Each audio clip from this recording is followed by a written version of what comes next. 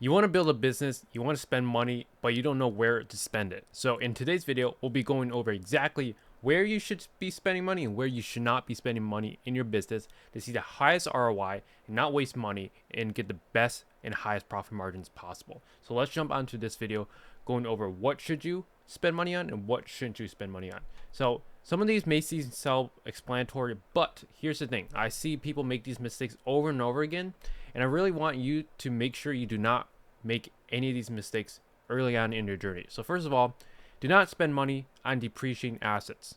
So I'm guilty of spending money on, new MacBooks, cool new gadgets, like the new iPad that just came out a few months ago. I bought that, even though I really did not need it. Like watches, with the exceptions, obviously watches can go up in value. Cars, same thing with this. Cars can go up in value as well, depending on the car.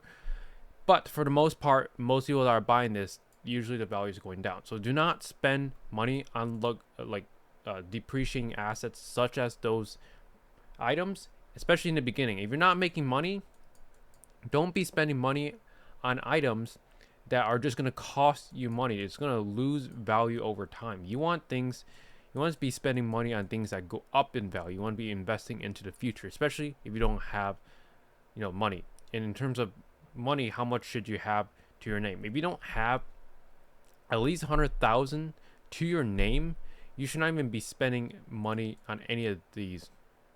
So on to the next one. Number 2, do not spend money on anything with zero ROI.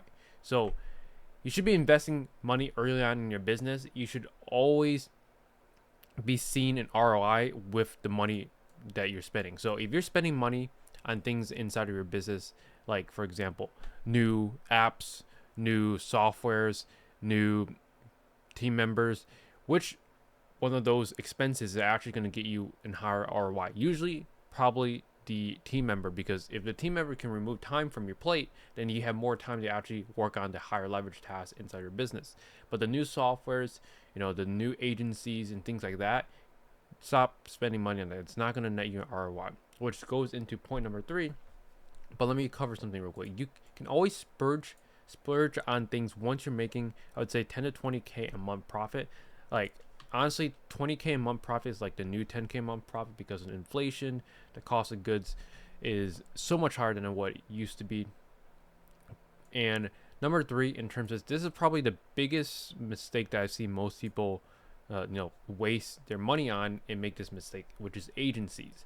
Now obviously agencies are very popular nowadays because of some influencers and some huge celebrities, or maybe not celebrities, but people that run agencies, and they teach people how to run an agency.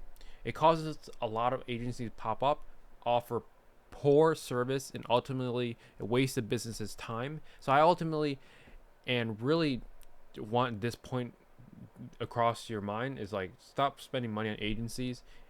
It can be like Google ads, it can be email marketing. If you cannot get it to make if you cannot make it work with one of these avenues yourself, agency is probably not going to make it work for you. And here's the reason why. If you bought into some sort of program or some course or anything like that, and if you can't get it to work, how would an agency get it to work, if, especially for high ticket dropshipping? Because a lot of agencies are not tailored towards high ticket e-commerce or high ticket dropshipping at all. And what they do is they implement low ticket dropshipping strategies, automated bidding, PMAX, and all these strategies that ultimately they could see some results early on, but once that phase is over, performance max, all these automated campaigns, you have zero control over. You can't see the search terms. It's like a black box. You put a button, you put a budget, and you put your products in, and you click go. You have zero control, and some PMAX nerds or PMAX gurus might be screaming at me saying like, hey, this is not true. But for high tickets specifically, a tried and tested strategy that works niche to niche, multiple stores over and over again, is standard shopping and manual search text campaigns using manual bidding. You can experiment with automated bidding, but unless you're seeing results with manual CPC already, do not be doing any of that. So agencies, Google Ads agencies, email marketing agencies, if you cannot get it to make it to work, do not hire an agency. I would not recommend. What I would recommend you do is, if you already are good with these and you want to keep Google Ads growing or keep the email marketing campaigns flowing, but you don't want to be the one that does all the manual labor.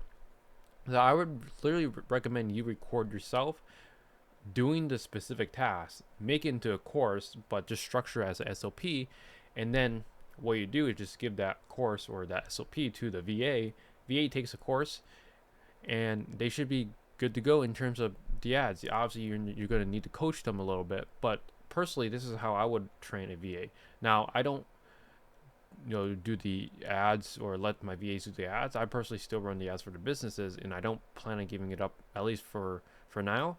And the reason is because I want to stay ahead of the game and learn all these new strategies and testing these new automated strategies, because I do believe there is a time and position or a point to use these automated strategies with Google Ads, but I just have to test and get more data and see what works the best. Number one, in terms of spending money. So obviously, we just talk about what not to spend money on. Depreciating assets, pretty commonly thing that most people spend money on, but has no ROI at all. Cars, you could argue, like if you get a Lambo, the ROI could be, higher clicks on your ad or whatever. But for the things that we're doing, bro, you don't need a fancy car or anything like that. So number one, in terms of spending money, where should you be spending money? Number one is going to be your team. Your team is very, very important. As soon as your business is profitable and making consistent income, hire someone ASAP. You're going to remove so much time off your plate. You're going to be able to actually work on high leverage tasks inside your business and actually not be doing the manual grunt labor that you obviously don't want to do long term. Hiring is such an important skill to know. Hiring, firing sucks, but ultimately I would believe it is like an 8-figure skill set. Hiring and firing at the right time can make or break your business. If you fire the wrong person or you hire the wrong person, it could literally suck. You waste all that time, you waste all that potential. If you hire the correct person, you wasted all that time, you wasted even money, and ultimately your business didn't even advance. Because when you're hiring someone, especially someone from overseas, what you're doing is you're teaching them to do something, but then you're also nudging in and correcting some of their mistakes. So you're basically doing double the work. You're teaching them how to do it, and then you have to have the coaches. So you're kind of doing double the work. So number two, in terms of spending money inside your business, is if this is particular for high ticket dropshipping, but this could literally apply to any business. I believe SEO is that important. So if your business runs on Google Ads or any paid traffic, I'm a huge advocate for paid traffic. It definitely, I would not be where I am without Google Ads. But the thing with Google Ads is obviously you have to pay for the traffic. You can't not pay for traffic. Otherwise, it's like a faucet. You turn it on, you get quality traffic, leads, and customers coming to your store and buying from you, making you profit. But once you turn it off, boom, that is gone. So also SEO increases your profit margin, which is ultimately something you want. Google Ads is amazing, but if I were to look back at what I could improve on, it would be SEO for sure. And you see, SEO, doesn't matter how much you invest into SEO, it doesn't matter how much time, you have to be consistent with it. If this is one thing you take away from SEO, it is this thing right here. Publish 5 articles per month for 12 months over someone else that publishes 30 articles in 1 month, and then they give up. A lot of times people do this because I made the same mistake, 30 articles in 1 month, because I just want to start and go crazy, but then I wasn't consistent enough. So do 5 articles per month for 12 months over this one. So most high-tech e-commerce business owners also tell you they wish they invested in SEO early. So just take this, just understand, like, if all the other business owners wish they invested in SEO early, you probably should start early as well inside of your SEO journey for your high-ticket e-commerce store. Number 3, spend money on learning more. If you don't know everything, I don't know everything, but what you can do is you can leverage your money to learn from the best of each industry. And I do this specifically for any new business venture, new area that I want to learn. This is also my like top spending category. I always pay to learn from the best. You want to get crazy good with Google Ads, learn from a Google Ads person that you know really well. If you want to get real good with email marketing, same thing. Learn from the best that you know with email marketing. Just exchange your money for skills. Like, this is like the best thing you can buy with money. It's not Lambos, it's not cool new MacBooks that are like $5,000. It's these skills that you put in $5,000 for a mentor, for example. You're gonna get $15,000 worth of skills. You might not realize that right away, but it will 100% pay off. I spent more than not 6 figures alone on mentors in my entire journey, and for sure that has netted me way over this number. So that's the thing with mentors. I always invest in mentors no matter what industry I'm getting into, because I want to learn from the best, avoid a lot of those mistakes, and ultimately see faster traction. That's all I want.